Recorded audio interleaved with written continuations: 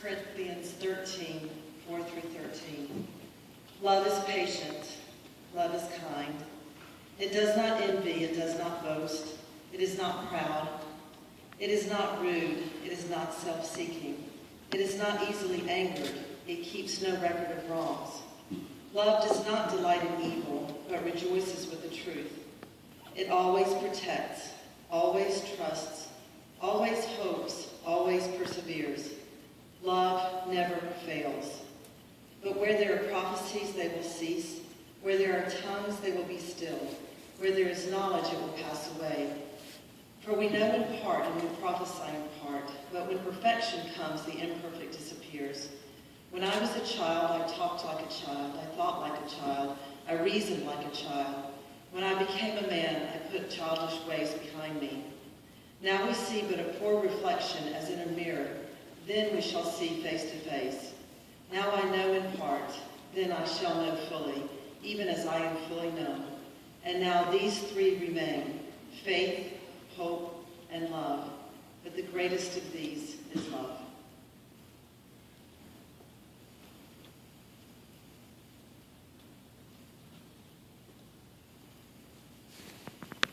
The drama and pathos of life is no more evident than in this moment when a man and a woman stand before Almighty God and stand next to each other and make their vows and seal and knit their souls together in an act of promise and trust. The poet, the preacher, the teacher, the wise man of the Hebrew days writes in Ecclesiastes chapter 3 that there is a time for everything and a season for every activity under heaven. God has made everything beautiful in his time. I'm not sure that you had time to look at the Knoxville Sentinel this morning, but there were the headlines. Beautiful young woman from Carson Newman University, graduate, Hannah Hinson, risks all to marry handsome young eligible bachelor Matthew Gaffigan in marriage ceremony in First Baptist today. No, seriously, this is your day. This is your moment. This is your time to have the time of your lives. As I look back about where you stand in the world today, and back on my time when I was your age, what a different world. We grew up in the days when it was Apollo 11 and 13, and Neil Armstrong was leaving footprints on the dust of the moon. Bjorn Borg and Jimmy Connors were dealing it out in Wimbledon, and Muhammad Ali and Joe Frazier and Thriller Miller. Our music was Creedence Clearwater Revival, the Carpenters, and maybe Three Dog Night. We used to watch Steve McQueen in The Great Escape and Julie Andrews in The Sound of Music. When I grew up in the backwoods of Rhodesia in Africa, we didn't have a TV, we didn't have a computer, we didn't make a phone call after 9 o'clock at night. And cell phones, that wasn't even on the radar screen. We ate meals together around the table, and we went together to church as a family. Your world is so much different. But God has brought you to this moment in the destiny of your lives. And what a thrilling way that God has marshaled together, orchestrated the circumstances of your lives in an incredible way. Matthew, this little boy born in Seoul, South Korea, where his parents, Jean and Gail, fly up from Indiana, February the 6th, 1986, to welcome this chubby little cheek, smiling baby of 5 months old. Nearly a year later, Danny and Jan Hinson get born in March of 87 in Kobe, Japan, as missionaries. There's a little girl called Ha Yoon Kim. Graceful forest. That's what it means. This little girl is now going to enter in a few months into the home of the Hinsons. They call her Hannah.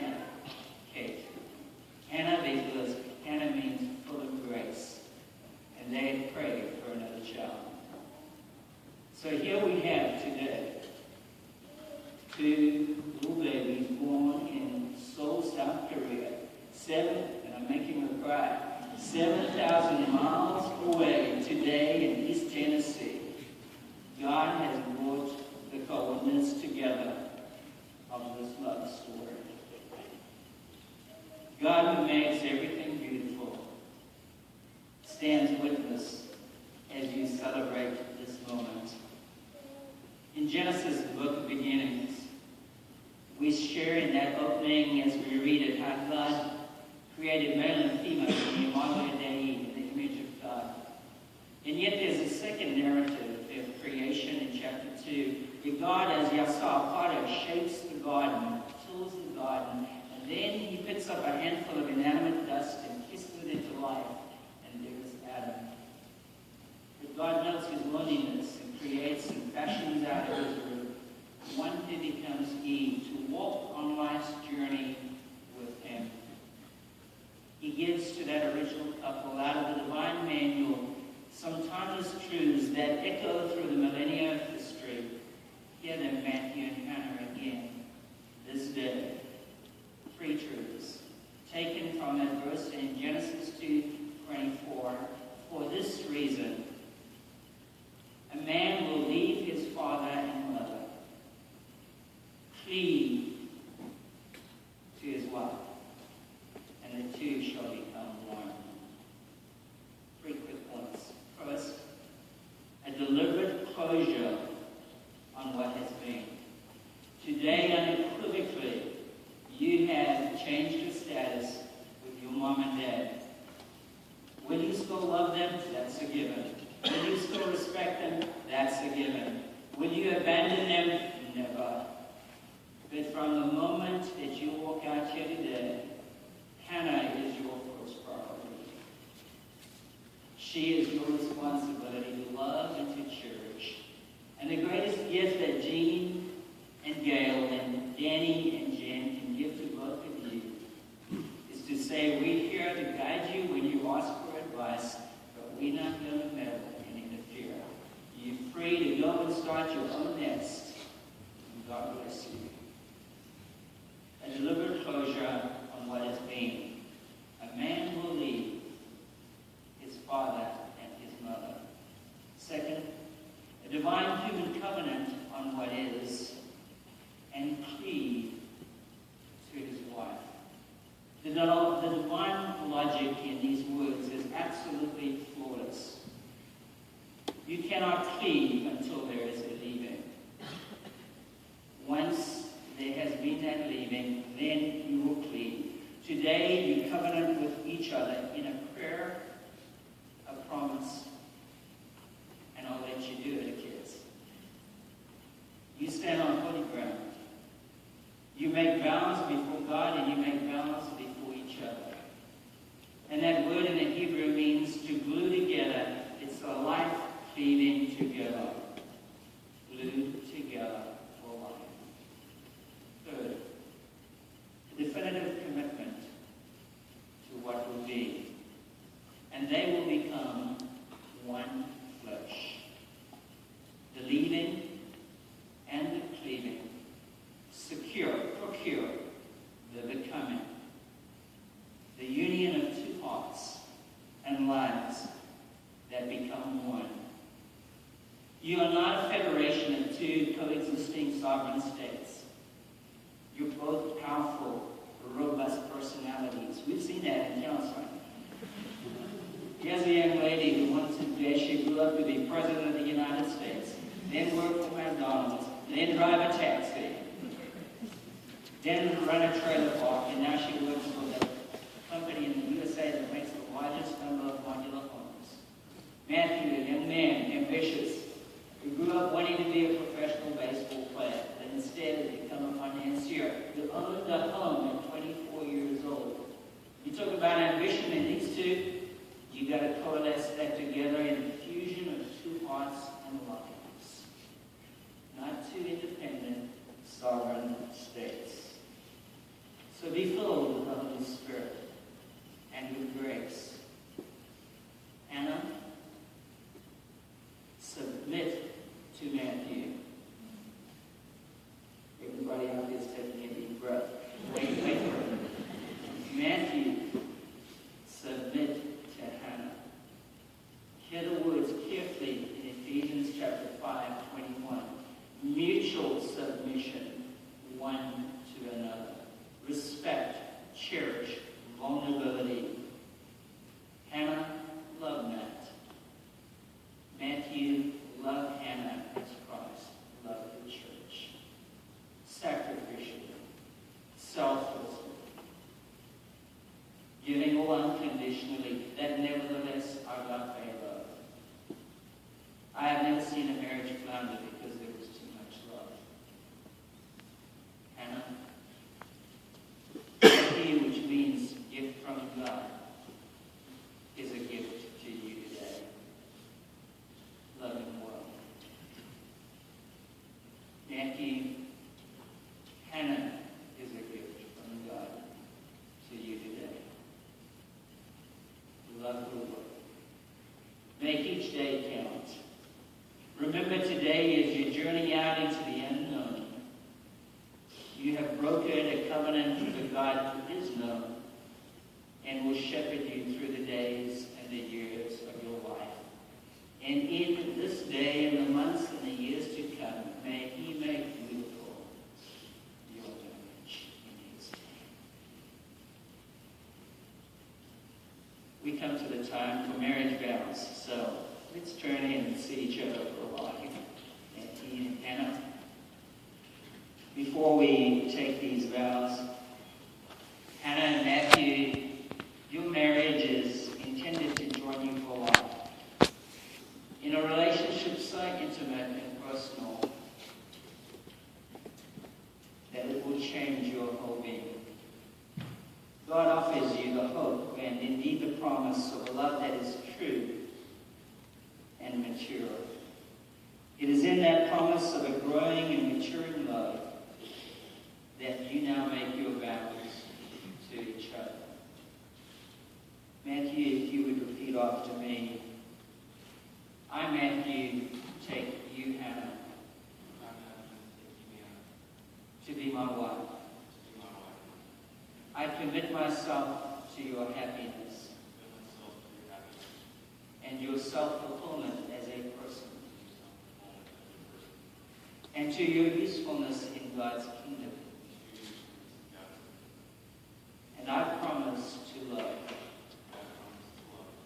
honor, trust, and serve you in sickness and in health, in adversity and prosperity, and to be true and loyal to you,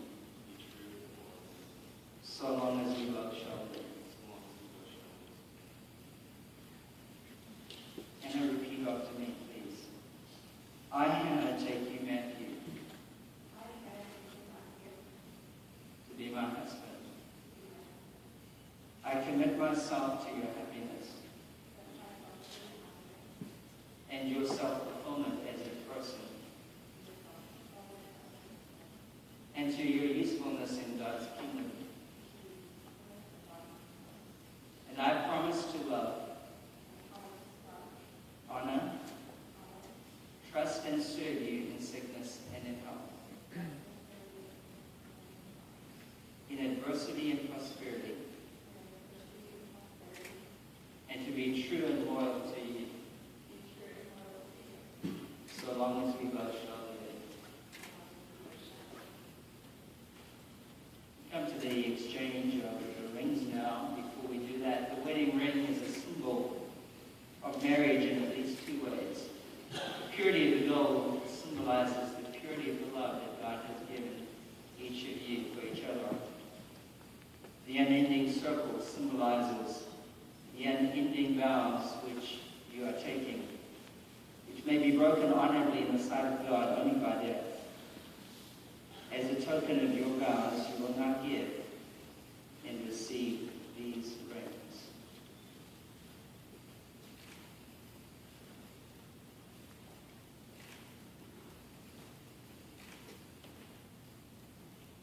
And you repeat after me.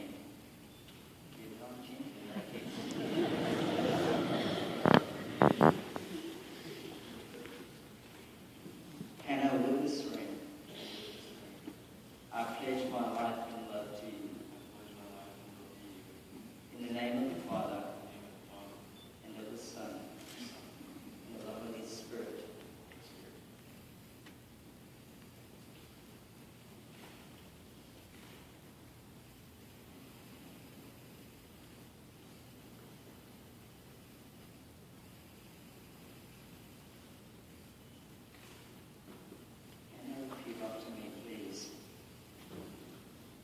Matthew Lucas Ring.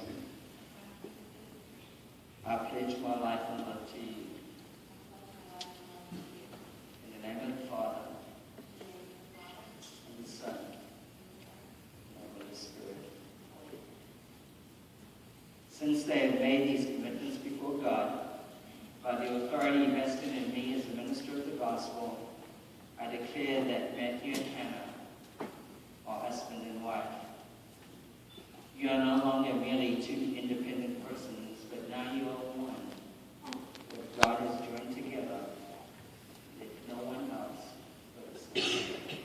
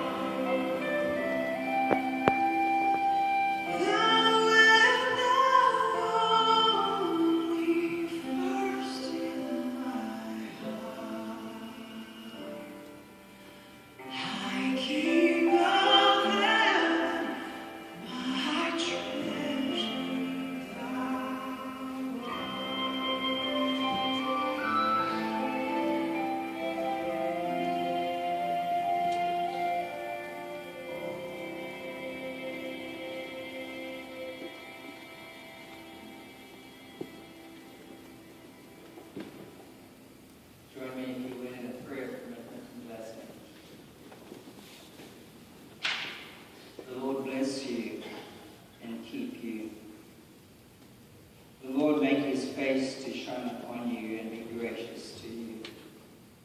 The Lord lift up his countenance upon you and give you peace, not only today, but for the rest of your lives together. Amen. Thank you. You may kiss your bride.